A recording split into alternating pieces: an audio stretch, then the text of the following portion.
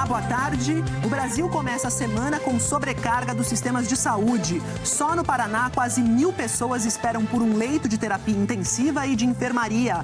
O Distrito Federal também atingiu a lotação máxima das UTIs para Covid. Sem vagas, Mato Grosso pediu ajuda de outros estados para transferir pacientes. No primeiro dia útil da fase mais restritiva no estado de São Paulo, a capital ainda teve muito movimento e transporte lotado. Enquanto vários locais endurecem as restrições, no Amazonas começou a valer um novo decreto com regras mais flexíveis.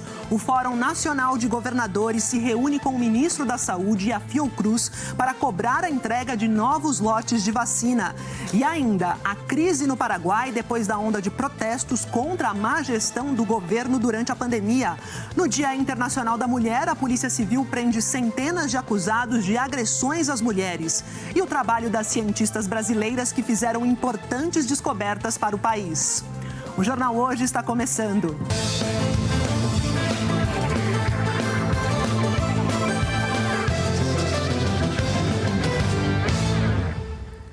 Hoje é o primeiro dia útil da fase vermelha no estado de São Paulo e você sabe, eu sei também, essa fase é bem mais restritiva, só o que é essencial deve funcionar, mas parece que tem muita coisa essencial, viu? Porque a capital paulista amanheceu com transporte cheio e ruas movimentadas.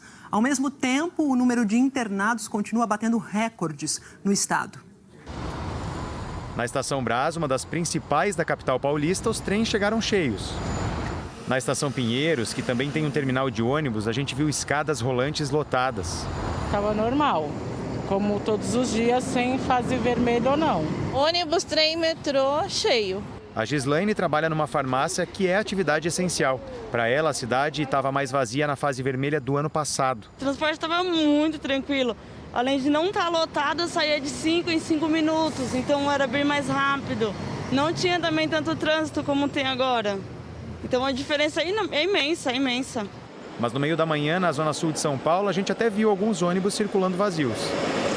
A fase vermelha do Plano São Paulo é a mais restritiva delas, quando só serviços essenciais devem funcionar. A atual começou no último sábado em todo o estado e vai até o dia 19 de março. A ideia é que as ruas fiquem desse jeito aqui, praticamente vazias, para o vírus circular menos. Mas essa aqui não tem sido a realidade pela cidade de São Paulo. Não vi nenhuma diferença dos outros dias em que não estava na fase vermelha.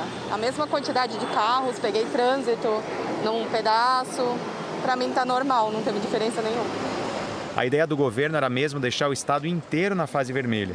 Mas a justiça liberou que a Aparecida, no interior, voltasse para a fase laranja, que é um pouco menos restritiva. São José dos Campos já tinha conseguido ficar na laranja. Para esse infectologista do Instituto Emílio Ribas, um hospital que atende os casos mais graves da doença, a gente não pode se acostumar com a pandemia.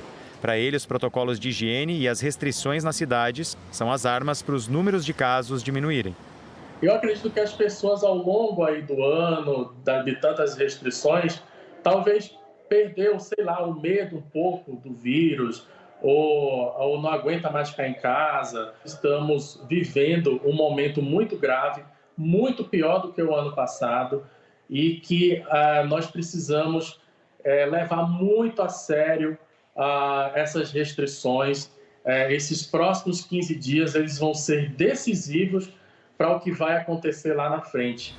O problema é que tem gente que não se importa com o avanço da pandemia. Alguns ainda insistem em fazer festas clandestinas. Foram pelo menos 15 na capital paulista nesse fim de semana. Essa, com 60 pessoas, terminou quando a polícia chegou.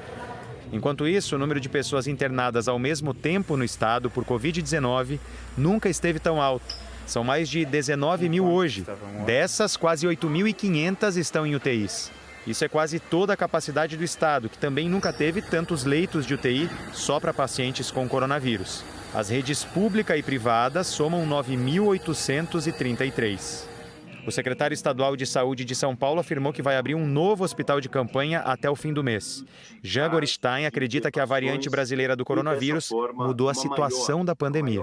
Estamos diante de uma nova epidemia. Uma epidemia com um novo vírus que se expande, que se alastra muito mais, com muito mais facilidade e encontra uma população que não segue, infelizmente, os rituais sanitários, as orientações para que não se aglomerem, que usem a máscara e, dessa forma, o encontro de um vírus que transmite mais numa população que não se respeita, o encontro é exatamente isso que nós temos, o resultado das ocupações maiores em UTI e o pior, morte. A Procuradoria-Geral do Estado de São Paulo informou que apresentou recurso sobre aquela ação de São José dos Campos, mas ainda não foi notificada sobre a decisão da Justiça a respeito do município de Aparecida. E o governo de São Paulo, olha, notícia importante, anunciou agora há pouco o início da vacinação de idosos de 75 e 76 anos a partir da próxima segunda-feira.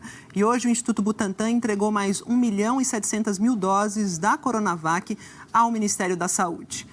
Vamos falar também do primeiro dia útil de comércio fechado lá em Belo Horizonte, em Minas Gerais, desde a tarde de sábado, né? Só o que é considerado essencial pode funcionar. Agora a gente vai ver se essa medida está pegando lá, pegou ou não, está funcionando, o pessoal está respeitando em BH, com a nossa colega Cristiane Leite, que traz as informações. Bem-vinda e boa tarde, Cristiane. Obrigada, Maju. Boa tarde para você também. Eu estou aqui na Savassi, uma região tradicional de comércio em Belo Horizonte. Por aqui, as lojas estão fechadas. Esta é a quarta vez desde o início da pandemia que a Prefeitura determina o fechamento do comércio não essencial. A fiscalização foi reforçada para evitar todo tipo de aglomeração e a multa para quem desobedecer pode chegar a R$ 18.359. A medida é por tempo indeterminado. Além da taxa de ocupação de UTIs em BH estar acima de 80%, a Prefeitura está preocupada com as variantes do vírus que já estão em circulação por aqui. Outro ponto que preocupa os especialistas é o aumento do número de crianças infectadas. Por isso, apenas o comércio essencial, como farmácias, supermercados e postos de combustíveis, por exemplo, podem funcionar. Na sexta-feira, o prefeito Alexandre Calil, do PSD, pediu a colaboração dos prefeitos da região metropolitana para evitar o avanço da doença. Prefeitos da Grande Belo Horizonte estão reunidos neste momento para decidir se adotam medidas coordenadas para conter a transmissão do coronavírus. Aqui em Belo Horizonte, a Prefeitura informou que vai ampliar o número de barreiras sanitárias. Hoje são 5 barreiras com agentes de saúde que verificam a temperatura das pessoas e identificam possíveis sintomas da doença. Maju, é com você. Obrigada, Cristiane. A gente passou por BH, passamos pela capital paulista, agora a gente para no Rio de Janeiro, onde a taxa de ocupação dos leitos da rede SUS na capital chegou a 92%. No fim de semana, registros de aglomeração. Policiais e agentes da Prefeitura de Nova Iguaçu, na Baixada Fluminense, encerraram uma festa clandestina com centenas de pessoas numa praça pública esta madrugada. Em São Gonçalo, mais de 1.000 pessoas se reuniram nesse show de pagode. A Prefeitura interditou o local, que funcionava em horário proibido e sem alvará. A poucos metros dali, um bar também foi notificado. Em Campo Grande, na zona oeste do Rio, mais flagrantes. Enquanto as festas continuam na região metropolitana, dia após dia, aumenta o número de pedidos de internação na cidade do Rio. A quantidade de pacientes internados com Covid subiu de 880 para 1.001 nos últimos 20 dias. Sinal de alerta para a rede pública de saúde da capital. Pela Central de Regulação de Leitos, só hoje cedo, 36 pacientes com sintomas de Covid estavam sendo transferidos de postos de saúde e salas de emergência para internação em hospitais públicos. Às 11 da manhã, 11 pacientes estavam na fila aguardando uma vaga e havia 11 disponíveis. Segundo dados da Prefeitura, a rede SUS, que inclui unidades municipais, estaduais e federais da capital, estava com 92% dos leitos de UTI para Covid ocupados no fim da manhã. O que chama a atenção é que 90 leitos de UTI de Covid estão fechados, principalmente em unidades federais. Só no Hospital Geral de Bom Sucesso são 30.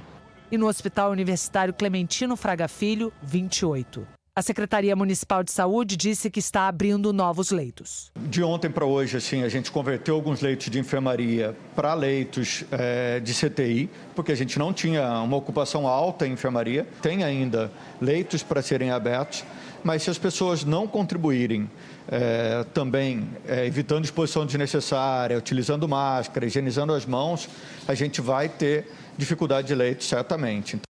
O Ministério da Saúde afirmou que há 78 leitos de enfermaria e 42 de UTI exclusivos para a Covid nos hospitais federais do Rio e que essa quantidade supera o número de leitos fechados no Hospital de Bom Sucesso, que era referência para a Covid, né? Mas a gente lembra que ele pegou fogo no ano passado.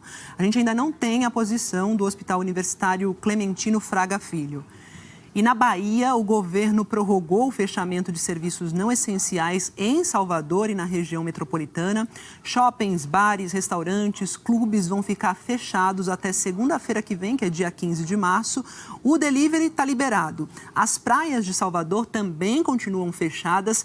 A Bahia tem ocupação de 86% dos leitos de UTI para Covid na rede pública. Só em Salvador, 112 pacientes com a doença estão na fila de espera por um leito. O toque de recolher entre 8h30 da noite e 5 da manhã continua valendo em todo o estado.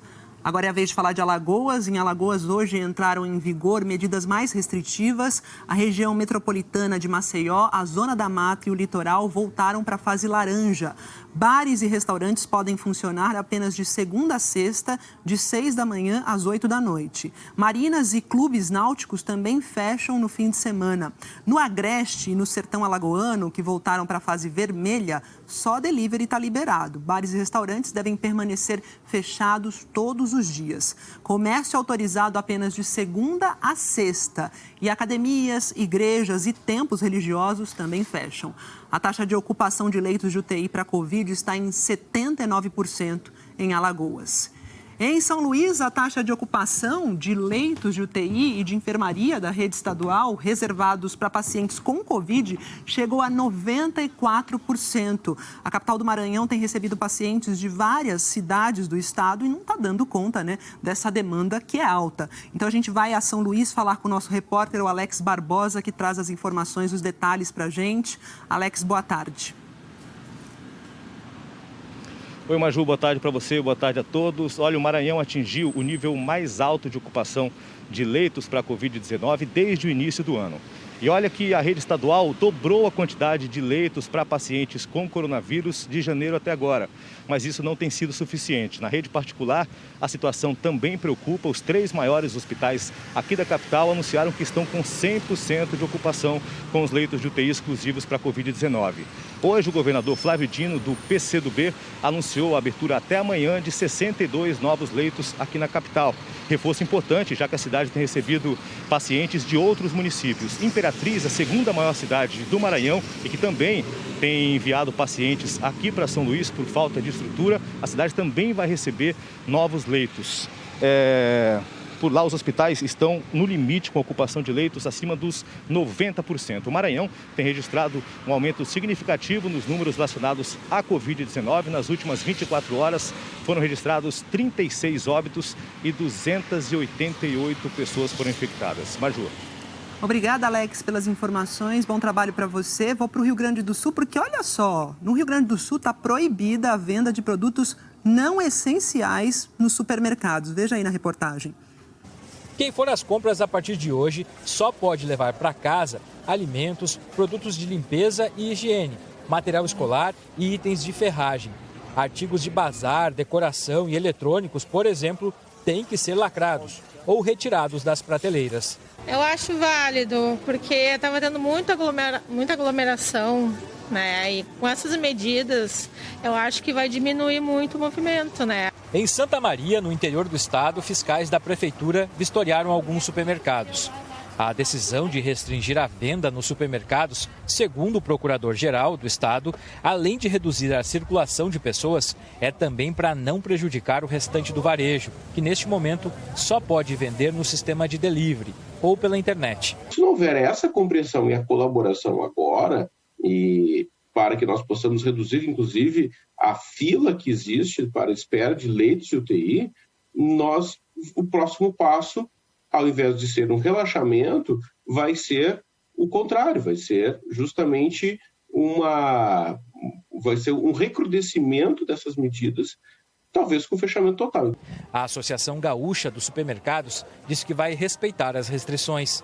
Por isso que é importante que o consumidor ajude o setor a cumprir esses protocolos. Os supermercados estão dispostos a contribuir Os supermercados garantem que não faltará produto, as pessoas não precisam ter um pânico de buscar produtos, porque o setor está muito abastecido. Outra medida que passou a valer hoje é a multa para quem não usar máscara ou usar de forma incorreta, sem cobrir a boca e o nariz.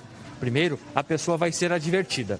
Se recusar a pôr a máscara, vai ser multada em R$2.000.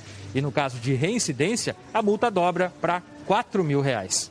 São medidas para tentar barrar o avanço da doença e a superlotação das UTIs, que está em 103% no estado. Todas as cidades vão ficar 2 semanas em bandeira preta, que significa risco altíssimo de contágio da Covid-19. A fila por um leito de UTI em Porto Alegre tem 218 pessoas. O Hospital de Clínicas, referência na capital no combate à Covid, enfrenta a escassez de respiradores de alta performance, usado nos pacientes mais graves, e precisou remanejar os equipamentos de outros setores. A esperança é que as restrições reduzam a circulação do vírus e aliviem os hospitais. Está precisando de alívio também no Paraná, onde quase 1.000 pessoas com Covid esperam por um leito em hospitais. O desespero tomou conta da família de Cidirley. A prima dele, Silvia, de 43 anos, ficou entubada por 4 dias num hospital de campanha em Corbélia, no Paraná, até conseguir um leito de UTI. Só quem está nessa angústia, nessa espera, vendo alguém da sua família que está entre a vida e a morte, sabe como é difícil. Em Cascavel, 51 pessoas aguardam por uma vaga na UTI. Nos últimos dias, 20 pacientes morreram em UPAs e 17 em casa, esperando para serem transferidos. Esta espera cresceu muito em um mês e, pela primeira vez, o número de pessoas aguardando por um leito de UTI ultrapassou o número de pessoas esperando por uma vaga em enfermaria no Paraná. São pacientes mais graves que precisam de socorro para sobreviver. Nós temos pacientes jovens sem comorbidades. Quer dizer, o paciente não tinha nenhuma doença prévia e ele apresenta a doença por coronavírus, e esse coronavírus desenvolve uma doença muito grave, mesmo um paciente com menos de 40 anos que não tem nenhuma doença associada. Das 989 pessoas na fila de espera, mais da metade, 519, precisam ir para a UTI. Há 20 dias eram apenas 22 pessoas na espera por esse tipo de leito, 14% do total. A taxa de ocupação das unidades de terapia intensiva no estado é de 97%. Os 39 leitos ainda disponíveis estão reservados para quem já está internado e pode ter uma piora no quadro. A demanda ela vai sendo gerada e aquele leito ele não roda. Então, com certeza, a fila de pacientes, precisando de leito de UTI vai aumentar. O que precisaria fazer para que a gente diminuísse essa fila, esse número de pessoas aguardando o leito de UTI? Precisaria diminuir a demanda por leito de UTI. A Secretaria de Saúde do Estado diz que os leitos de UTI são mais complexos e por isso é mais difícil ampliar a capacidade de atendimento em relação aos leitos de enfermaria. É absolutamente impossível e irresponsável dizermos que teremos leitos de UTI à disposição para todos. Isso não ocorrerá. Precisa de leito e precisa de médico também, já falei disso também. Não adianta ter leito e faltar médico. É isso. O Tribunal Regional Federal da 4ª Região, lá em Porto Alegre, suspendeu uma decisão que obrigava a transferência imediata de pacientes que estavam na lista de espera por uma UTI lá no oeste de Santa Catarina. Eu vou falar sobre isso com a nossa repórter, a Marina Dal Castanhe, que tem outras informações sobre essa derrubada aí dessa medida. Marina, boa tarde. Boa tarde, Maju. Boa tarde para todos que nos acompanham. O desembargador Paulo Afonso Brum Vaz suspendeu a decisão que determinava a transferência de pacientes do oeste de Santa Catarina que estavam em leitos de enfermaria esperando uma vaga de leito de UTI. Pela decisão, segundo a Justiça Federal, os pacientes deveriam ser transferidos para as cidades daqui do estado e, se não tivesse vaga, para outros estados. O desembargador atendeu a um recurso da Advocacia Geral da União. A AGU alegou que isso geraria um desequilíbrio no enfrentamento da crise sanitária e que a maioria dos estados tem UTIs em estado crítico.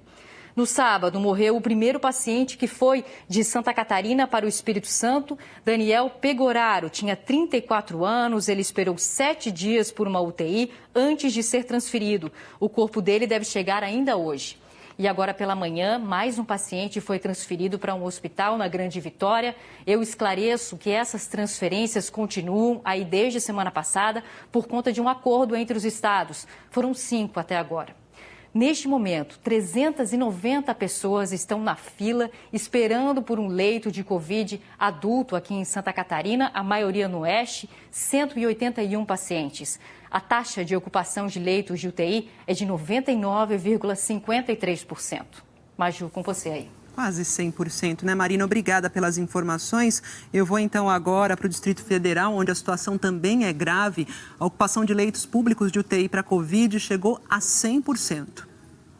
De ontem à noite até hoje de manhã cedo, não tinha nenhum leito adulto de UTI para Covid-19 na rede pública do Distrito Federal.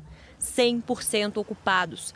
No começo da manhã teve atualização e ficou em 98,85%.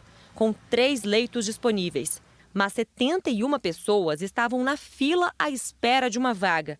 Uma delas é o marido da Tatiane, que mesmo com decisão da justiça, não consegue um leito de UTI. O estado de saúde dele é grave e entrou no hospital com mais de 50% de pulmão comprometido.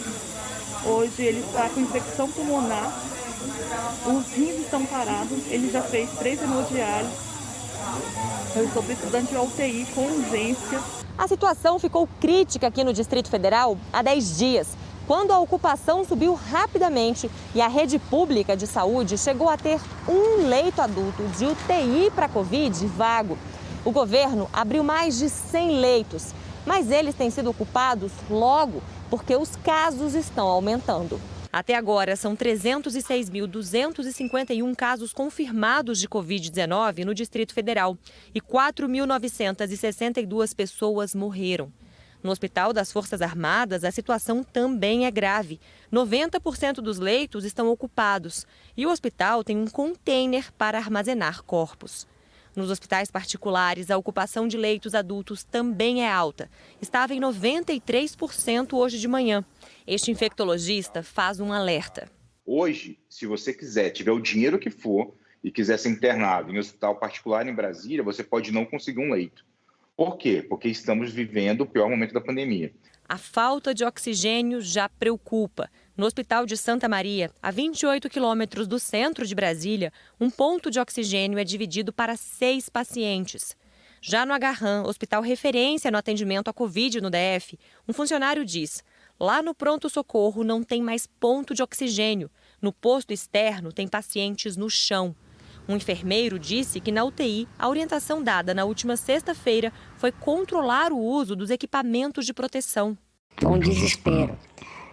Na UTI foi chegada a informação, agora sexta-feira, que os EPIs estão regrados. Luva, principalmente luva e capote de proteção. Então, como é que você atende uma população de pacientes com a doença altamente transmissível com EPI regrado? Representantes do Conselho Regional de Enfermagem que estiveram no Agarrã compararam a situação a uma guerra. Foi um dos piores cenários que eu já vi aqui no Distrito Federal depois da pandemia. O planejamento deixou muito a desejar, saíram os contratos, os profissionais estão exaustos, pedindo socorro, e realmente está uma zona de guerra. Mesmo com tudo isso, o governador Ibanez Rocha flexibilizou as medidas restritivas. Hoje, escolas e instituições de ensino particulares e academias voltaram a funcionar.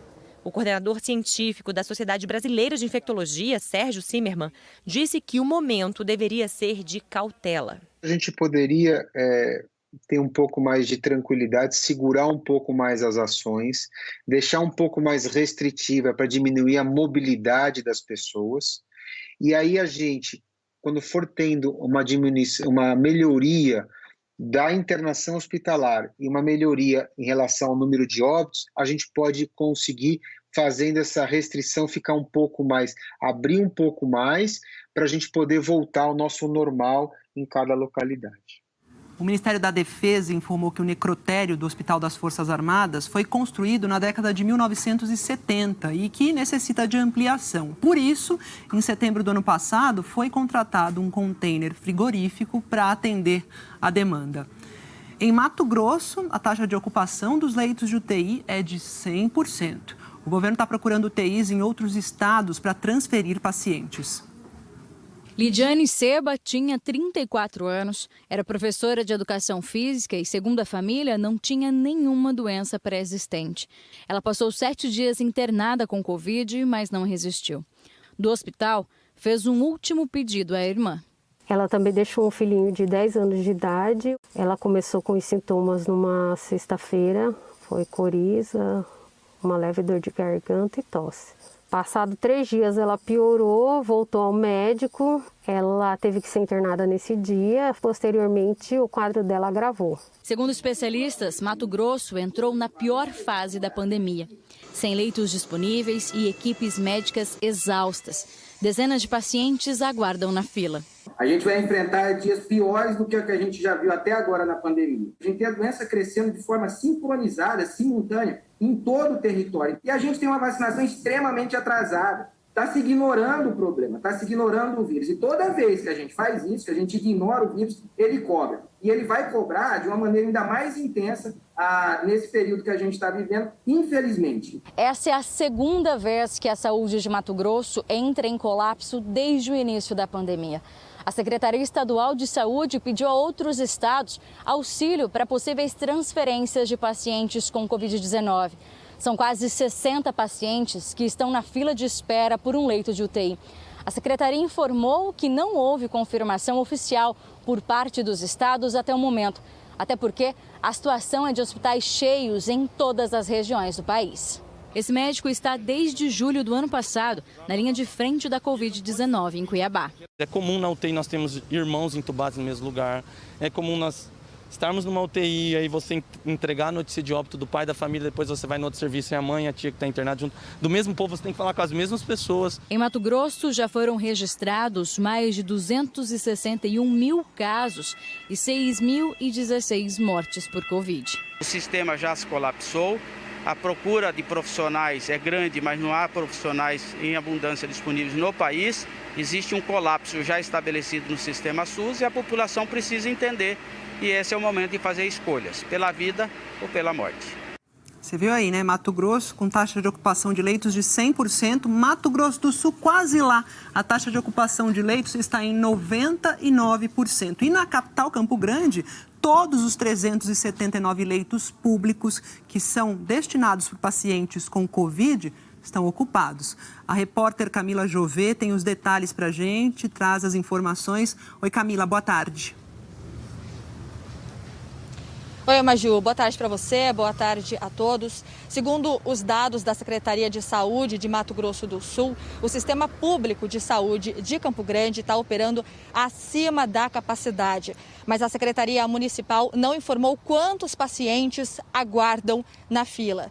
O prefeito aqui da capital, Marquinhos Trade, do PSD, anunciou no sábado a contratação, a abertura de mais 20 leitos, mas ainda sem previsão.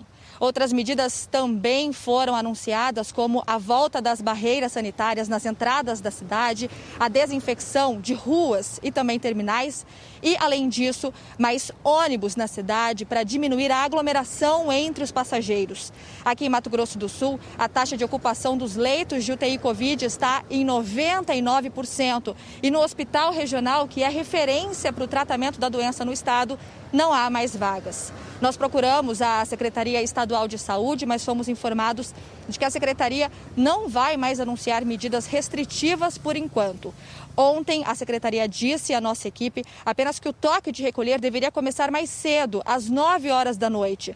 Aqui na capital, a circulação de pessoas está proibida das 11 horas da noite até as 5 horas da manhã. Maju, eu volto com você. Obrigada, Camila, pelas informações. E um novo decreto para conter o avanço da Covid começou a valer hoje em Goiânia. O repórter Honório Jacometo traz as informações para a gente. Bem-vindo, Honório. Boa tarde. Tudo bem, Maju? Boa tarde para você e para todo mundo. Exatamente, pelos próximos 7 dias, lojas, bares, restaurantes e as academias deverão permanecer fechados.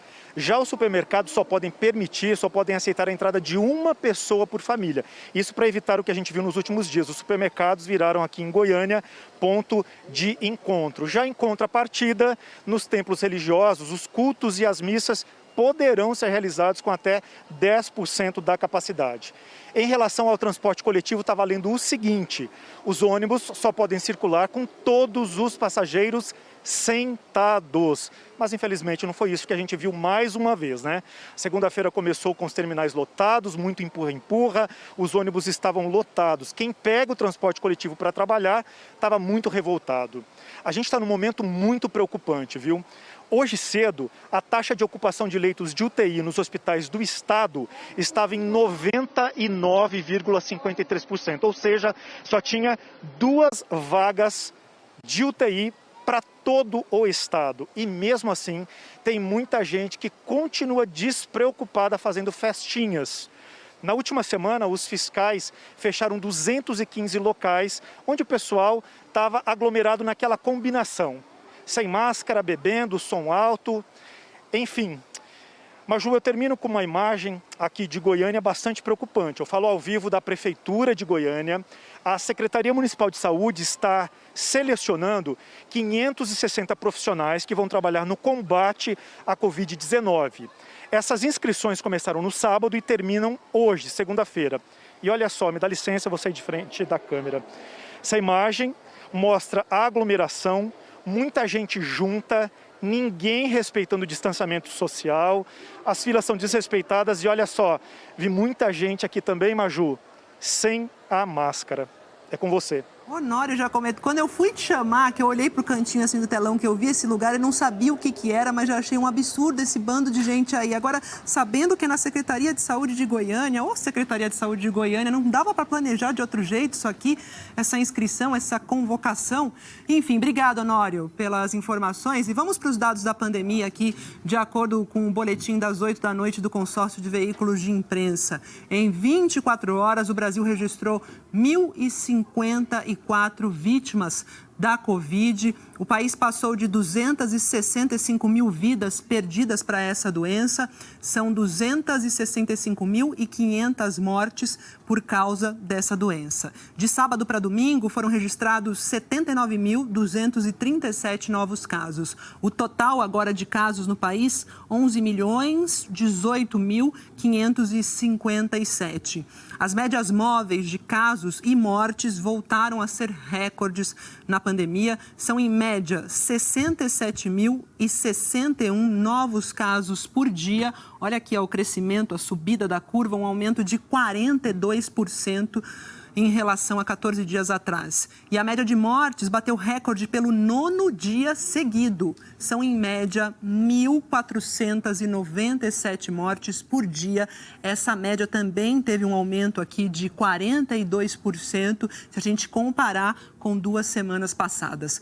No mapa, a situação pelo país. São 18 estados e o Distrito Federal com alta na média de mortes, estão aqui em vermelho. As maiores altas, lá no Ceará, houve um aumento de 153%, e no Maranhão, com um aumento de 151%. Tem 32 óbitos em média no Maranhão.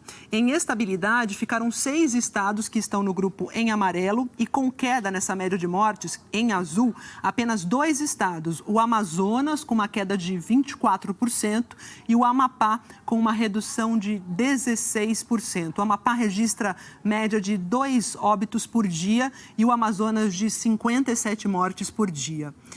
E a média de mortes no Amazonas, está em queda, gente, há 20 dias. O governo do estado decidiu afrouxar, então, por isso, algumas medidas de restrição. O novo decreto autorizou a volta das aulas presenciais das escolas particulares de educação infantil, respeitando a ocupação de 50% das salas de aula. Mas o retorno não é obrigatório. As demais instituições que não se sintam ainda seguras ou ainda não tenham implementado todo o seu protocolo, elas não necessitam voltar às suas atividades a partir de hoje.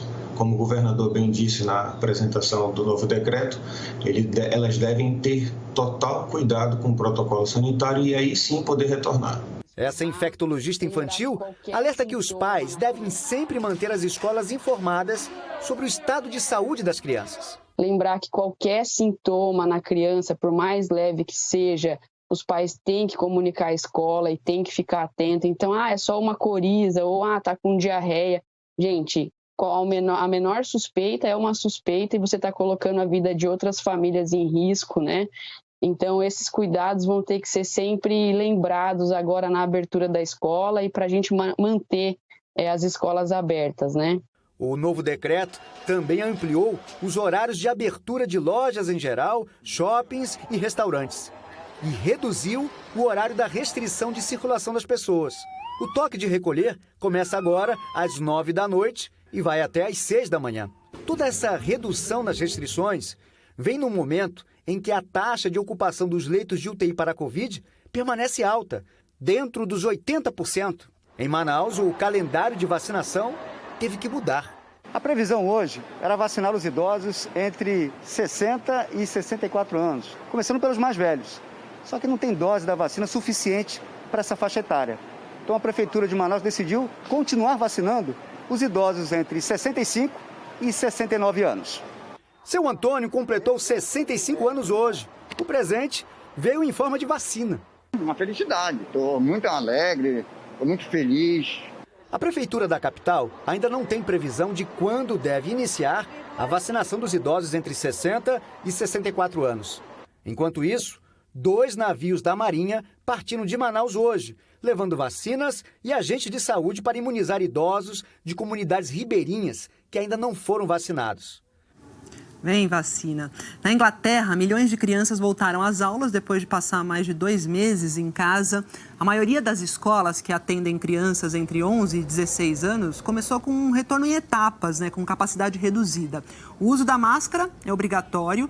A educação infantil e o ensino fundamental, voltaram para todos os alunos.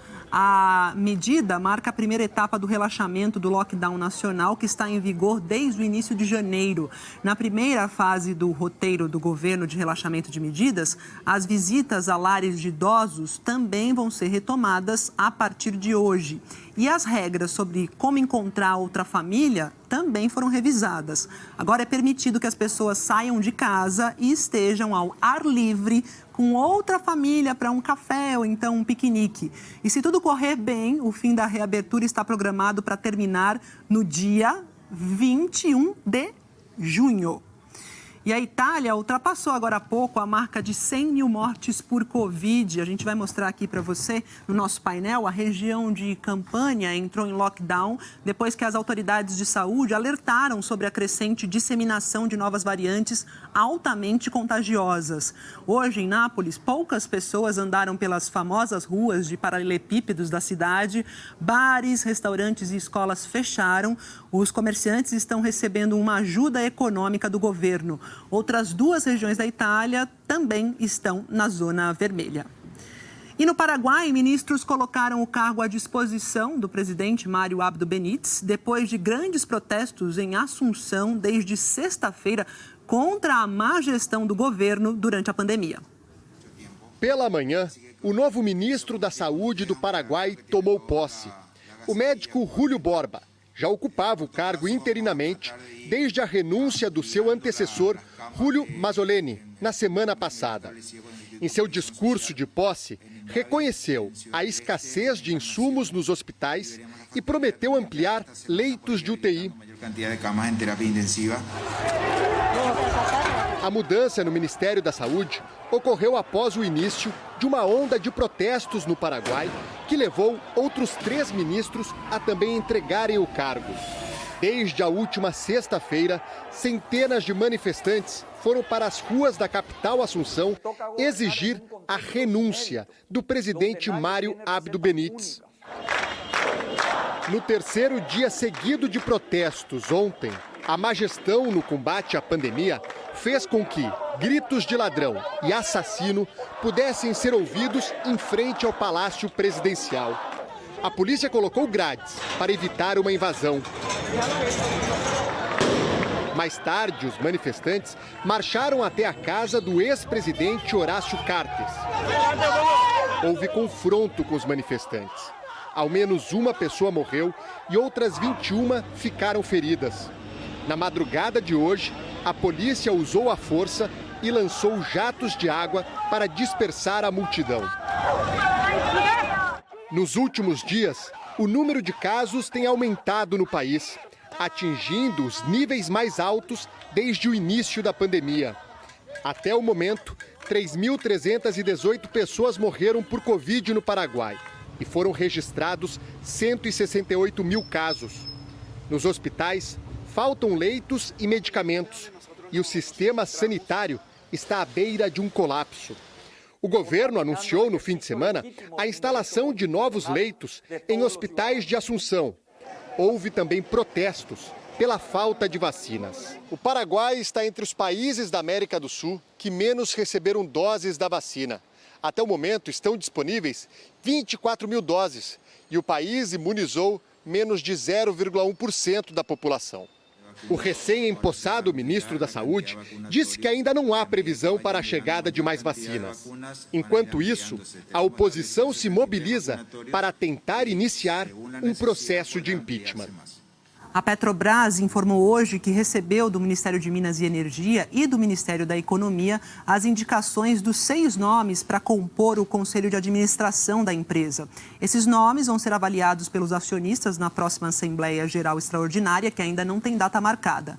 A Petrobras disse que o governo pediu a recondução do Eduardo Bacelar, que hoje é presidente do Conselho da Petrobras, e do Rui Schneider, e reafirmou a indicação do general Joaquim Silva Luna como membro do Conselho. A intenção do governo é depois indicar o Silva Luna como presidente da companhia no lugar de Roberto Castelo Branco. O governo indicou outros 3 nomes para o Conselho: o Márcio Andrade Weber, o Murilo Marroquim de Souza e Sônia Júlia Villa-Lobos. Os currículos divulgados pela companhia dizem que todos os novos indicados já atuaram na Petrobras em cargos de gerência ou no conselho da empresa. A Petrobras relatou ainda que o governo pode fazer mais 2 indicações. E ainda falando de Petrobras, anunciou hoje, a empresa, o 6º reajuste do ano nos preços dos combustíveis nas refinarias. O último tinha sido há uma semana. O preço médio do litro da gasolina vai para R$ 2,84, um aumento de 23 centavos por litro. O preço médio do litro do diesel vai ficar em R$ 2,86, aumento de 15 centavos por litro. Lembrando aqui que esses são preços cobrados nas refinarias. O valor que a gente, consumidor final, paga é maior porque ainda incidem outros custos, como os impostos. A Petrobras voltou a dizer que os reajustes têm como referência o mercado internacional e a taxa de câmbio. O novo aumento começa a valer amanhã. E ainda hoje, o Fórum Nacional de Governadores se reúne com o ministro da Saúde e a Fiocruz para cobrar a entrega de novos lotes de vacina. E a seguir, nos Estados Unidos, começou e foi suspenso o julgamento do policial branco acusado de matar George Floyd, o homem negro sufocado até a morte. E no Dia Internacional da Mulher, uma grande operação em todo o Brasil prende centenas de acusados de agressões às mulheres. E as grandes descobertas de cientistas brasileiras. É já já.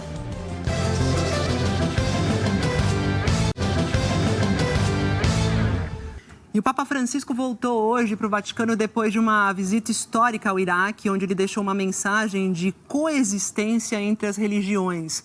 A delegação recebeu uma cerimônia de despedida no aeroporto de Bagdá, que teve a presença do presidente iraquiano, Barham Salih.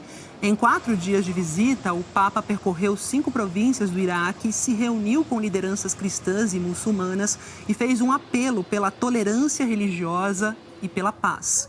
Dentro do avião, Francisco disse que pesou os riscos de uma viagem ao Iraque durante a pandemia, mas que decidiu seguir em frente depois de muitas orações. O Papa também disse que ficou honrado por ter recebido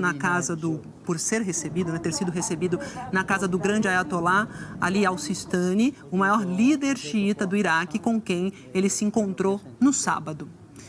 E começou hoje o processo de julgamento do ex-policial Derek Chauvin, acusado de assassinar George Floyd nos Estados Unidos em maio do ano passado. A gente vai falar com o correspondente Ismar Madeira sobre essa confusão. A sessão começou, mas foi suspensa. Conta pra gente, Ismar, qual é a situação. Boa tarde. Muito boa tarde, Maju, para você e para todo mundo. Há um impasse sobre a acusação contra o policial. A promotoria quer que o juiz mude a acusação de homicídio em 2º grau para homicídio em 3º grau, quando não há intenção de matar, mas há descaso com a vida do outro. O ex-policial Derek Chauvin chegou a ser levado hoje até o tribunal do júri, mas a escolha dos 12 jurados foi adiada para amanhã. A sala do tribunal foi adaptada para cumprir os protocolos de pandemia e está equipada com câmeras de televisão. Esse julgamento é acompanhado com muita expectativa e pode ser um marco nas decisões judiciais de causas sobre racismo e sobre violência policial aqui nos Estados Unidos. Isso dependendo do resultado, é claro. Centenas de manifestantes estão do lado de fora do tribunal em Minneapolis. O policiamento no local foi reforçado. O segurança negro George Floyd, de 46 anos, morreu depois que um policial branco pressionou o joelho contra o pescoço de Floyd durante quase 9 minutos. Mesmo com ele algemado e no chão. Num vídeo gravado por testemunhas no local, é possível ouvir Floyd repetindo várias vezes que não conseguia respirar. Esse policial que o pressionava era o Derek Chauvin. Ele foi levado, o Floyd, do local inconsciente, morreu no hospital. Depois da morte de George Floyd, protestos tomaram as ruas de centenas de cidades americanas. O policial Derek Chauvin chegou a ser preso e foi libertado depois de pagar uma fiança de $1 milhão. O advogado Eric Nelson já revelou que uma das linhas de defesa é afirmar que Chauvin fez o que foi treinado para fazer. Chauvin só será condenado se houver uma decisão unânime dos 12 jurados. Outros 3 ex-policiais que participaram da prisão de George Floyd vão ter um julgamento separado. Maju, as acusações contra eles são menos graves. Todos foram demitidos da polícia. Maju? Fez o que foi treinado para fazer, ser uma máquina mortífera, né? Ismar, obrigada pelas informações e bom trabalho para você. Aqui no Brasil, hoje não no Brasil, no mundo é dia, né, da mulher. E aqui no Brasil, uma operação de combate à violência contra a mulher prendeu hoje mais de 700 pessoas. De acordo com o Ministério da Justiça, foi a maior operação desse tipo aqui no país. Desde janeiro, essa operação envolveu quase 17 mil policiais nos 26 estados e no Distrito Federal. Os policiais foram para as ruas em busca de suspeitos de ameaça, tentativa de feminicídio, lesão corporal, estupro, importunação e outros crimes. As investigações começaram em março do ano passado, com o início da pandemia. Os canais de denúncia do governo federal registraram um aumento de 30% de queixas relacionadas à violência contra a mulher. Foram mais de 50 mil denúncias apuradas. E em janeiro deste ano teve início a Operação Resguardo, coordenada pelo Ministério da Justiça e Segurança Pública, com a participação das polícias civil dos 26 estados e do Distrito Federal. Hoje, no Dia Internacional da Mulher, os policiais finalizaram a primeira fase da operação. Até o final da manhã, 766 pessoas foram presas. Os mandados de prisão e busca e apreensão foram cumpridos em todos os estados e 119 armas foram apreendidas também. Teve sim um aumento, em decorrência disso foi desencadeada esta operação. O quantitativo se dá em razão da restrição de locomoção, as pessoas acabam ficando mais restritas em seu domicílio e por isso o crime mais ventilado foi o de violência doméstica. Durante a coletiva, as autoridades de segurança pública apresentaram um balanço da operação desde quando ela começou, em janeiro até hoje. No total, foram cumpridos 2.267 mandados de prisão e 1.326 de busca e apreensão. Mais de 9 mil pessoas foram presas. Mais de 59 mil medidas protetivas foram cumpridas, 45 mil inquéritos foram concluídos, mais de 180 mil vítimas atendidas e 1.295 armas apreendidas. Segundo os investigadores, um mesmo crime pode gerar várias denúncias. Por isso, os trabalhos continuam. A ideia é fazer um filtro de tudo que foi registrado até agora. O Ministério da Justiça e Segurança Pública e a Polícia Civil já estudam uma segunda fase da Operação Resguardo até o final do ano. Caminho é longo, hein, gente? Olha só, um homem foi preso em flagrante suspeito de tentar coagir a ex-companheira dentro de uma delegacia onde ela tentava denunciar esse homem por violência doméstica. Esse caso aconteceu em Bom Sucesso, na zona norte do Rio de Janeiro. As câmeras de segurança registraram toda a movimentação. O Daniel Eduardo de Brito Peçanha, de 29 anos, abordou a vítima na recepção da delegacia, gente, fazendo ameaças. Depois que ele foi embora, ela avisou aos policiais sobre o que tinha acontecido. O agressor foi preso. A mulher disse que sofria violência doméstica e sexual desde 2016 e que só em fevereiro deste ano teve coragem de terminar o relacionamento. Segundo a polícia, Daniel já tem 6 processos contra ele, todos envolvendo a mesma vítima. Ele foi indiciado pelos crimes de ameaça, injúria por preconceito, estupro e vias de fato. Ainda de acordo com a Delegacia de Bom Sucesso, a mulher já tinha solicitado medida protetiva contra o ex-companheiro, mas o judiciário ainda não julgou esse pedido. Agora falar de um lado mais leve, mais bonito do Dia Internacional da Mulher. O jornal Hoje vai contar aqui a história de 4 cientistas brasileiras que fizeram importantes descobertas para o nosso país. São mulheres, mães e avós que estão sempre em busca de respostas para a ciência e tentam aí equilibrar esses pratos, a vida pessoal com a vida profissional. Isso é difícil, e principalmente para a mulher. E nesse momento de pandemia que nós estamos vivendo, o trabalho dessas pesquisadoras é ainda mais importante. Não se deixe enganar pela imagem de uma cientista tranquila que fica no laboratório fazendo pesquisa. Se tem uma coisa que não falta na carreira da microbiologista Vivian Pellizzari, é aventura. Na imensidão de neve no extremo do planeta, lá está a Vivian, numa expedição pelo Programa Antártico Brasileiro. Aqui também é ela, descendo a uma profundidade de 4.000 metros a bordo de um submarino chinês em busca de novas espécies no fundo do mar. Eu tenho orgulho da minha carreira. Eu fui pioneira em várias áreas da microbiologia, da ecologia de micro-organismos, e não tive medo de enfrentar e principalmente de poder abrir portas para que outros pesquisadores também atuassem nessa linha de pesquisa, Então, para mim, a realização maior vai ser não só do que eu fiz, mas que eu tenha deixado para os novos pesquisadores, Às vezes, quando a gente olha na TV ou na internet, dá uma curiosidade para saber quais livros estão na estante alheia. Aqui tem ciência, biologia, ficção científica. Faz 1 ano que esse é o escritório da microbiologista Natália Pasternak. Ela tem sido uma das vozes mais ativas do Brasil contra o negacionismo com relação à Covid-19. Parte do trabalho da cientista é comunicar a ciência sem meias palavras, usando uma linguagem que todo mundo entende. Nossa, estava tudo indo tão bem. A gente tem uma escassez de vacina. A soma desses fatores dá um cenário bastante obscuro para o brasileiro. A impressão que dá é que a Natália está em todos os lugares o tempo todo. Jornais, rádios, TVs. Não sobra tempo para muita coisa. Para ela, o combate à pandemia não é só trabalho, virou uma missão de vida. É difícil, eu tenho conversado muito com a minha filha, eu tenho uma filha de 12 anos e eu tenho conversado muito com ela para que ela entenda que nesse momento o meu trabalho é prioritário para o país. É imperativo que a gente abra mão de muita coisa da vida pessoal agora pelo bem comum. E eu não estou fazendo absolutamente nada mais do que a minha obrigação. Fui eu que escolhi essa profissão, eu escolhi trabalhar com comunicação de ciência.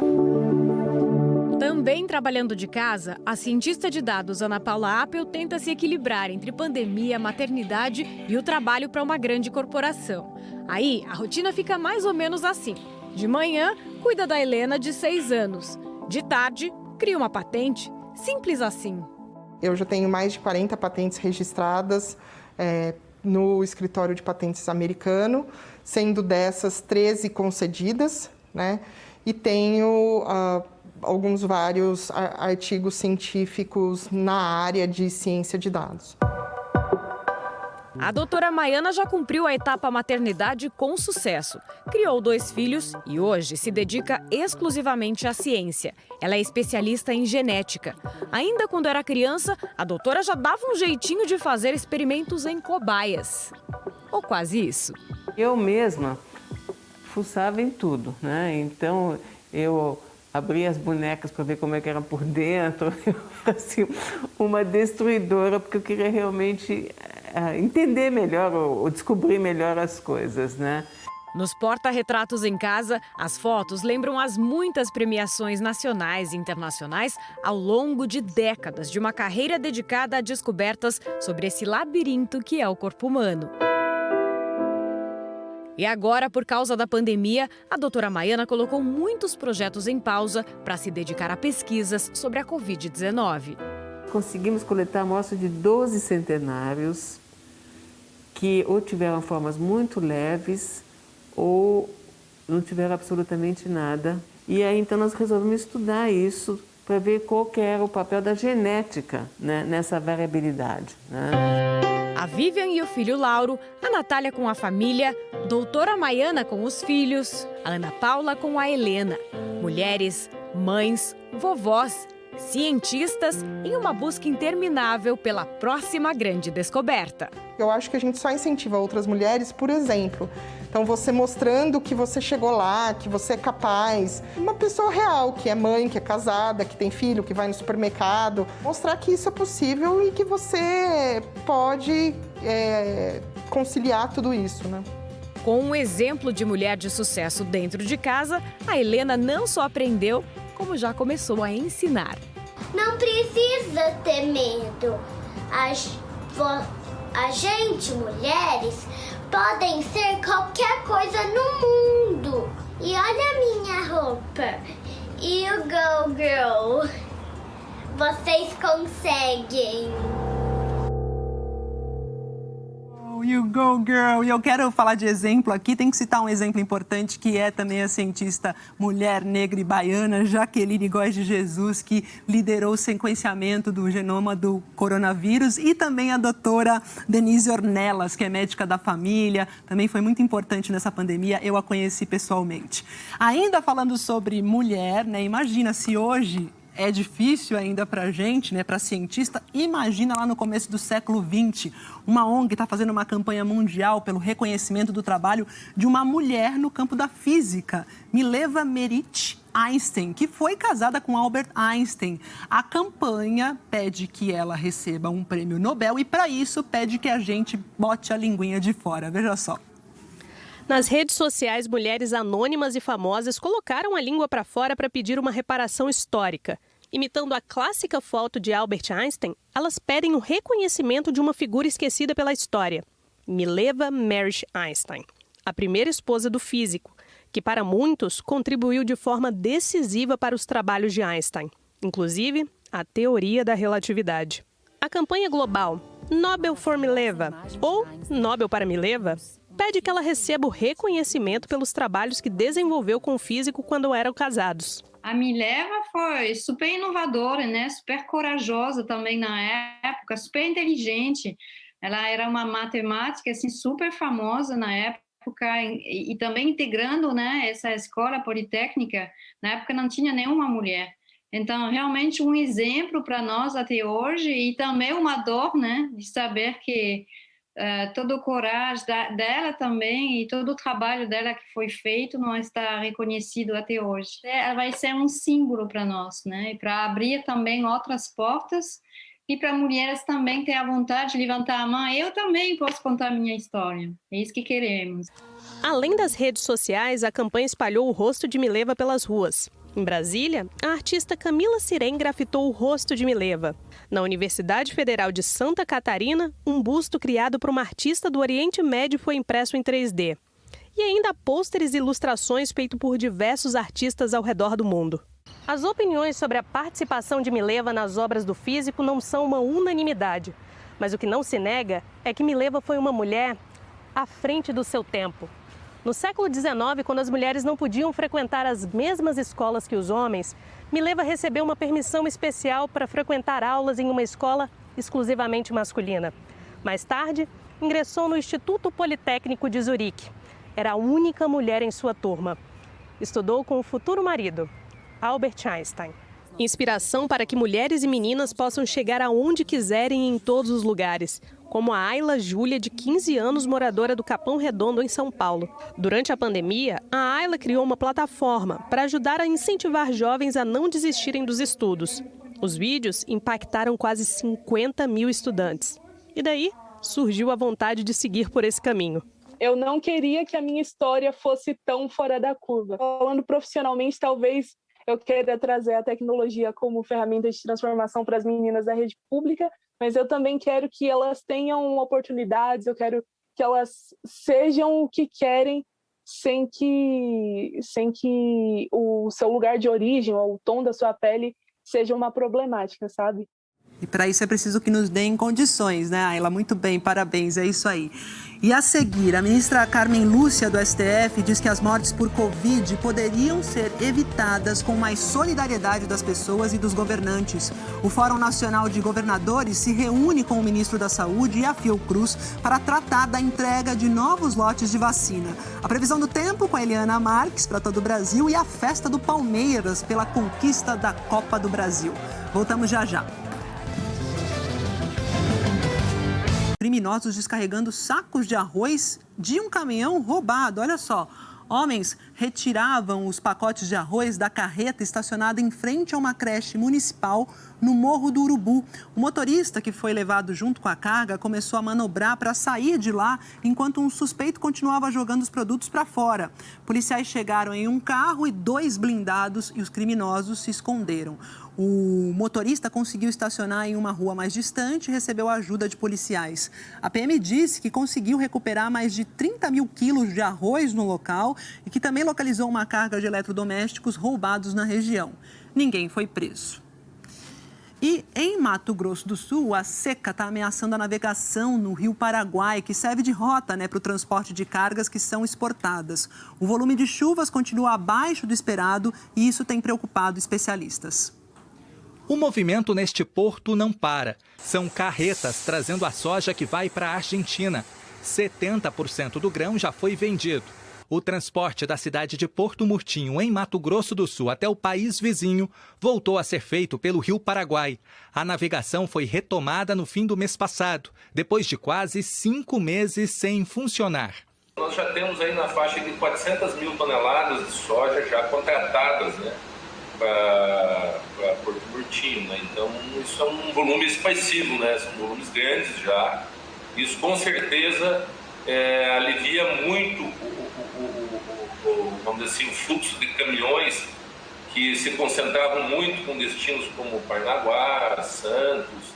A navegação estava parada na região porque o rio estava assim, cheio de bancos de areia, na pior seca dos últimos 50 anos. Apesar da retomada da navegação, pesquisadores da Embrapa Pantanal afirmam que o cenário este ano não será diferente de 2020. As águas que ajudam a subir o nível do Rio Paraguai aqui em Mato Grosso do Sul vêm de rios do Pantanal de Mato Grosso. Como não choveu o suficiente por lá e o período das chuvas termina agora em março, pouca coisa deve mudar por aqui. Para o Rio Paraguai alcançar cheias acima da média, a quantidade de água tem que ser muito grande, é uma bacia muito, né? É um sistema muito grande, e também ele tem que ter um volume de água que seja conjugado, principalmente vindo do norte, como eu falei, e também com águas aqui do sul. Então é bem provável que para o segundo semestre nós voltemos a ter algum problema de navegação. Com a seca intensa do ano passado, esta mineradora contratou carretas para escoar a produção. Um meio muito mais caro. Pela rodovia por mês, o volume transportado costuma ser 6 vezes menor do que pela hidrovia. Prevendo que a situação não mude tão cedo, a mineradora se organizou ainda mais. O que aconteceu no ano passado faz com que haja essa preocupação do final do trimestre, então recorrentemente estamos usando de todos os mecanismos para tentar antever, né, situações complicadas. Previsão do tempo, Eliana Marques já está aqui na área. Boa tarde, Eli. Feliz nosso dia. Exatamente. Feliz Dia das Mulheres para você, para todas as mulheres. Boa tarde a todos. Choveu bastante, né, no Sudeste? Choveu sim, Maju. Olha, choveu aqui pela Grande São Paulo, em Belo Horizonte, também na região metropolitana de Vitória. No norte do Espírito Santo, um homem morreu atingido por um raio. E na Grande Vitória, o teto de um shopping caiu. Ruas ficaram alagadas e hospitais também. Em Belo Horizonte, rios transbordaram, era água para todo lado. E em Cajamar, na Grande São Paulo, o dia começou com ruas cheias de lama. Moradores registraram a violência da enxurrada que arrastou alguns carros. Segundo a prefeitura, cerca de 200 casas foram atingidas, Maju. E Eli, pode chover mais nesses locais que você mostrou? Pode sim. Olha, aqui em São Paulo tem previsão de chuva, pode ser forte em alguns pontos. Em Belo Horizonte, mais chuva até do que aqui em São Paulo. E em Vitória, 60 milímetros hoje. No Rio de Janeiro também não se descarta pancada de chuva forte, máxima de 30 graus. Aliás, tempo já fechando, né? Tem previsão de bastante chuva também aqui na divisa. Olha, de São Paulo com Minas, de Minas com o Rio e também com o Espírito Santo. Uma frente fria está estacionada, deixando o tempo muito instável. Nas outras regiões, a chuva se concentra entre sul de Goiás, Mato Grosso e no norte. Belém e Manaus são as capitais com mais chuva prevista, olha, 50, 60 milímetros. Já em Goiânia e Brasília são esperados 20 milímetros de chuva, já choveu forte lá em Brasília, são as capitais do centro-oeste com mais chuva hoje. E no norte do nordeste temos São Luís, também Teresina, Fortaleza, nessas daí a chuva diminui hoje, Maju. Pacote de chuva encerrado. E o sol? Vamos falar do sol então, olha, sem chuva, né? Sol o dia todo sem chuva no oeste da região sul até o oeste de Mato Grosso do Sul e também do leste do Piauí até o leste da Bahia. Recife, Maceió e Salvador estão na área de sol e calor, Aracaju também. E no sul do país é predomínio de sol com pouca chuva. Curitiba é a capital do sul que pode ter um pouco mais de chuva hoje, mas nessa imagem tempo bem firme ainda, né? Máxima de 26 graus. Amanhã o leste da região sul tem uma condição, olha, amarelinha ali no mapa, né? É uma chuva variando entre moderada e forte, pode ter raios, pode ter ventos, isso vale para todas as áreas em amarelo aqui no mapa, que incluem São Paulo, Centro-Oeste, também parte do Nordeste e do Norte. Agora, o risco de temporal é maior onde o nosso mapa está em laranja, incluindo aqui de novo, olha, Minas, Espírito Santo e Norte do Rio. Mas onde a semana vai ser chuvosa mesmo é na região Norte. Em Manaus, principalmente, olha, a chuva aumenta muito. Amanhã vai para 70 milímetros e quarta-feira ainda vai ter bastante chuva, os 50 milímetros que a gente vê ali. Depois, a partir de quinta, começa a diminuir, 30, sexta, sábado, já é menos chuva por lá, Maju. A gente vai acompanhando aí o desenrolar dessa chuva, né, Eli? Boa tarde para você. Obrigada, até amanhã. Até amanhã. O ministro da Saúde, Eduardo Pazuello, se reuniu hoje com representantes do Fórum dos Governadores lá na Fiocruz, no Rio de Janeiro. Um dos temas foi o quê? Vamos acelerar aí a fila da vacina, a falta de vacinas contra a Covid-19, o que tem preocupado os estados. A reunião foi a portas fechadas na Fiocruz. O governador do Piauí, Wellington Dias, do PT, representando o Fórum Nacional de Governadores, veio cobrar do ministro da Saúde, Eduardo Pazuello, estratégias de enfrentamento da Covid, rapidez na distribuição das vacinas e, principalmente, como fica o cronograma nacional de vacinação em todo o país. Os governadores pedem explicações para a redução no número de doses das vacinas disponíveis em março, de 46 milhões para 30 milhões. Da vacina de Oxford AstraZeneca, a previsão era que o Ministério da Saúde distribuísse 16,9 milhões de doses este mês, mas a quantidade foi reduzida para 3,8 milhões. A Fiocruz anunciou para hoje o início da produção em escala industrial das 15 milhões de doses de vacinas feitas a partir do IFA, um ingrediente farmacêutico ativo importado da China e que chegou à Fiocruz em fevereiro. A entrega da primeira remessa, que estava marcada para os próximos dias, foi adiada para a partir do dia 24 de março. Segundo a Fiocruz, o atraso dessa remessa e da próxima, que deve ser feita em abril, aconteceu por causa de uma falha técnica em uma máquina de lacre da embalagem. Problema que, segundo a Fundação, foi solucionado na semana passada. 22 governadores firmaram um pacto nacional pela vida. Eles articulam anunciar conjuntamente medidas restritivas básicas de acordo com as necessidades de cada estado. Um acordo nacional para enfrentar o pior momento da pandemia, com recordes diários de mortes. Antes da reunião, a governadora do Rio Grande do Norte, Fátima Bezerra, do PT, falou em um pacto nacional em defesa da vida. É evidente que se essas medidas, naquilo que a gente pode uniformizar, elas são tomadas de forma nacional, isso dará mais legitimidade, isso ajudará e muito do ponto de vista do diálogo com a sociedade, porque é preciso dizer que essas medidas duras que nós estamos tomando, nós estamos fazendo por absoluto senso de responsabilidade e de necessidade. Depois da reunião, o ministro Eduardo Pazuello fez um pronunciamento e não quis responder perguntas da imprensa. Ele falou sobre a compra de vacinas e um novo cronograma de entrega das doses. Estamos falando de um acompanhamento da linha de produção para que a gente possa ver com clareza um cronograma de entregas semanais. Se nós não tivermos produção nacional como temos hoje no Butantan e na Fiocruz, nós não vamos ter condição de vacinar em massa o nosso país. Ainda falando sobre vacinas, depois de recusar as vacinas da Pfizer, o governo anunciou hoje 14 milhões de doses do laboratório até o mês de junho, mas nenhum contrato ainda foi assinado. A reunião no Palácio do Planalto, com pelo menos 4 ministros, o presidente Jair Bolsonaro e o executivo da Pfizer foi virtual. Não estava na agenda do presidente. É o primeiro encontro de Bolsonaro com o representante da farmacêutica. A participação direta do presidente nas negociações é uma estratégia para reduzir o desgaste com o atraso na vacinação. No ano passado, o governo brasileiro tinha recusado uma oferta da farmacêutica que previa 70 milhões de doses de vacinas. A oferta foi feita em junho. O governo resistiu e passou a criticar pontos exigidos pela empresa, como a isenção de responsabilidade sobre possíveis efeitos colaterais e a constituição de um fundo garantidor com valores depositados em uma conta no exterior. Só na semana passada, o governo decidiu comprar vacinas da Pfizer e com as mesmas cláusulas.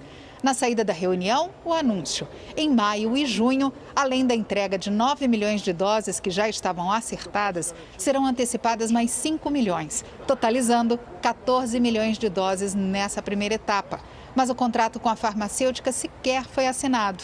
Na coletiva, não se falou em prazo para isso, nem se falou em vacinas agora para março e abril, quando o país enfrenta o aumento de casos e a superlotação de UTIs. A negociação com a Pfizer é para a compra de 100 milhões de doses a serem entregues até o fim do ano. Hoje, o representante do Ministério da Saúde disse que, com a produção local de vacinas e a compra das que já têm autorização da Anvisa, a partir de maio, a vacinação diária vai mudar de patamar. A partir de agora, o Brasil, nos próximos 60 dias, vacinará 1 milhão de doses. Tem disponibilidade para vacinar 1 milhão de doses. E a partir de maio, que passam a ser, no mínimo, de 1,5 milhão de doses garantidas. De acordo com o cronograma de vacinação do Ministério da Saúde, em março serão 3 milhões e 800 mil doses da AstraZeneca Oxford produzidas pela Fiocruz. Em abril, 2 milhões importadas da Índia, mais 30 milhões nacionais com IFA importado. Já a Coronavac, Sinovac, do Butantan, serão 23 milhões e 300 mil doses em março e 15 milhões e 700 mil em abril. Em março, o país espera ainda 2 milhões e 900 mil doses da vacina AstraZeneca Oxford do consórcio COVAX Facility, coordenado pela OMS. Em abril, serão mais 6 milhões e 100 mil. Ainda no primeiro semestre, são esperadas 20 milhões de doses da Covaxin BioNTech, da Índia. Estão em negociação com a União Química 400 mil doses da Sputnik, do Instituto Gamaleya, em abril, e 2 milhões em maio. No segundo semestre, entre julho e dezembro, a previsão é de 38 milhões de doses da vacina Janssen, braço da Johnson & Johnson no Brasil. E no mesmo período, mais 13 milhões de doses da Moderna. Na entrevista hoje, Paulo Guedes reafirmou que a prioridade é a vacinação em massa dos brasileiros. Quando foi perguntado se a demora no acordo com a Pfizer atrasou a vacinação, o ministro disse que era hora de olhar para frente e que o Brasil sabe como atuar para dar respostas aos efeitos da pandemia. Nós temos que olhar para frente, nós temos que acabar com a narrativa de guerra, com a narrativa de destruição. O Brasil voltou em ver a economia, foi uma das que menos caíram no mundo. Uma das medidas mais importantes para socorrer famílias de baixa renda muito afetadas economicamente pela pandemia é o auxílio emergencial. Quem não era do Bolsa Família está sem receber ajuda do governo federal desde janeiro. Hoje, pela primeira vez, o ministro Paulo Guedes deu um pouco mais de detalhes sobre os valores do novo auxílio. Não será um valor único, deve ficar entre R$ 175 e R$ 375. Esse é um valor médio, porque se for uma família monoparental dirigida por uma mulher, aí já é 375. Se for monoparental, se tiver um homem sozinho, aí já é 175. Se for o casal, os dois, aí já são 250. A proposta de emenda à Constituição, que vai permitir o pagamento dessa segunda rodada do auxílio emergencial, foi aprovada na semana passada pelo Senado e deve ser votada na Câmara esta semana. E a Anvisa realizou hoje uma reunião com representantes da empresa chinesa CanSino Biologicals, responsável pelo desenvolvimento de uma vacina contra a Covid. A Anvisa apresentou o quadro de normas e os requisitos técnicos necessários para a realização dos pedidos de registro definitivo ou de uso emergencial aqui no Brasil. De acordo com a Anvisa, essa empresa manifestou interesse em trazer a vacina para o país. Mas agora a gente fala das vacinas que a gente tem aqui. O que tem para hoje é Oxford, AstraZeneca e Coronavac. São essas duas e acabou. Então a gente traz os números para você, de acordo com o nosso levantamento do consórcio de imprensa. 8.220.820 pessoas receberam a primeira dose de vacina aqui no país. Sábado eram 8.135.403 vacinados. Olhando o percentual, dá para ver bem como o país vacinou pouco ainda. Olha só, apenas 3,88% da população, menos de 4% da população com essa primeira dose. A segunda dose foi aplicada em 2.718.147 pessoas e isso corresponde a 1,28% da população brasileira. Agora, o andamento pelo país. 16 estados atualizaram os dados de vacinação. Lembrando sempre, quanto maior o percentual e mais escuro o azul no nosso mapa, mais pessoas foram vacinadas em relação à população. Os 5 que mais aplicaram a primeira dose foram Amazonas, que passou de 7% da população vacinada, São Paulo, com 5,21%, Distrito Federal, 5,09%, Rio Grande do Sul, 4,77% e Mato Grosso do Sul, com 4,68%. Mais do que nunca, gente, é preciso seguir as recomendações, aquelas de sempre. A gente cansa de repetir, mas tem que repetir. Usar máscara, manter distanciamento, cuidar da higiene das mãos, evitar aglomerações.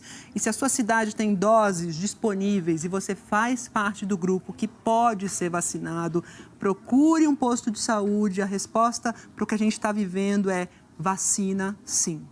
Mais detalhes sobre a vacinação e a pandemia, sobre o ritmo da pandemia também no seu estado, você confere em g1.com.br/coronavírus. Vamos falar do Distrito Federal, porque o governador do Distrito Federal, o Ibanez Rocha, decretou agora há pouco toque de recolher das 10 horas da noite até as 5 da manhã. Essa regra já vale a partir de hoje e vai até o dia 22 de março.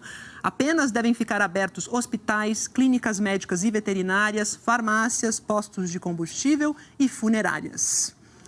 A ministra Carmen Lúcia, do Supremo Tribunal Federal, lamentou as mortes por Covid durante um evento do Dia Internacional da Mulher hoje. A Carmen Lúcia disse que mortes poderiam ser evitadas se houvesse mais solidariedade das pessoas e dos governantes.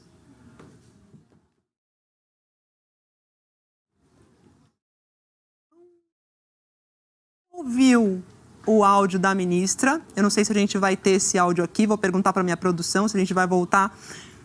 Teremos ou não? A gente não vai ter o áudio da ministra agora, então vou para o Palmeiras. A gente vai encerrar, antes de encerrar o jornal, a gente vai de futebol, né? A torcida do Palmeiras é só alegria. O time conquistou pela 4ª vez a Copa do Brasil e fechou uma temporada quase perfeita. Nas camisas e bandeiras, o verde e o branco estavam por toda a parte. A manhã de segunda-feira foi de muito orgulho para os torcedores. Ontem, o Palmeiras foi campeão da Copa do Brasil, depois de vencer o Grêmio em São Paulo. Foi o 3º título da temporada de 2020, que ainda contou com os troféus do Paulistão e da Libertadores, a chamada Tríplice Coroa. Digo já com toda a frontalidade e com sinceridade, vai ser muito difícil repetir outra época igual a esta. E é bom que as pessoas tenham essa noção. Agora, o que nós vamos fazer, criar todas as condições para que esta equipa continue a crescer, para que este clube continue a crescer, porque só assim nós nos conseguiremos manter no top. O Palmeiras ganhou o título lá dentro. E aqui fora a preocupação foi com as grandes aglomerações. A polícia fechou a entrada das principais ruas que dão acesso ao estádio, o que impediu os torcedores de ficarem na região. Só que mesmo com a atuação da PM, alguns palmeirenses tentaram comemorar nos arredores da arena. Perto dali, uma grande concentração de torcedores foi até o centro de treinamento do clube na Zona Oeste. Eles desrespeitaram os protocolos de combate à Covid-19, como o uso de máscaras e o distanciamento social, e também o toque de restrição do governo estadual, que limita a circulação de pessoas das 8 da noite às 5 da manhã. Já os jogadores celebraram de várias formas. Eleito o melhor goleiro da competição, o Everton comemorou com a família. Outro que chamou a atenção nas redes sociais foi o Gustavo Scarpa, que celebrou comendo doces na entrada da cidade natal. Os titulares e o técnico Abel Ferreira agora estão de férias até 19 de março. E quando voltarem, vão encontrar uma torcida ansiosa para ainda mais títulos na nova temporada. Agora sim a gente vai ouvir a ministra Carmen Lúcia, do STF, que lamentou as mortes por Covid no Brasil. Ela disse que essas mortes poderiam ser evitadas se houvesse mais solidariedade das pessoas e dos governantes. Nestes tempos de pandemia, nós estamos vendo como que a falta de solidariedade levou o Brasil, talvez, ou ajudou o Brasil a chegar a esses tristíssimos números de mortos e de contaminados que nós estamos vendo. Estamos todos de luto numa sociedade em que a morte, em grande parte, poderia ter sido evitada, os cuidados deveriam ter sido muito maiores, exatamente por falta de solidariedade das pessoas entre si, dos governantes, daqueles que negaram o ser humano na sua dimensão maior, que é o de responder pelo outro, ser responsável pelo outro, ser responsável por si mesmo e querer o bem do outro verdadeiramente, com ações inclusive de se omitir, de se afastar, para que o outro tenha melhores condições de vida, de saúde e, portanto, que essa convivência se faça de maneira solidária. E com essa fala da ministra Carmen Lúcia, a gente termina o JH do Dia Internacional da Mulher. Se acompanha outras notícias no Jornal Nacional, para rever as reportagens, vai lá ao Globoplay. Boa tarde, até amanhã.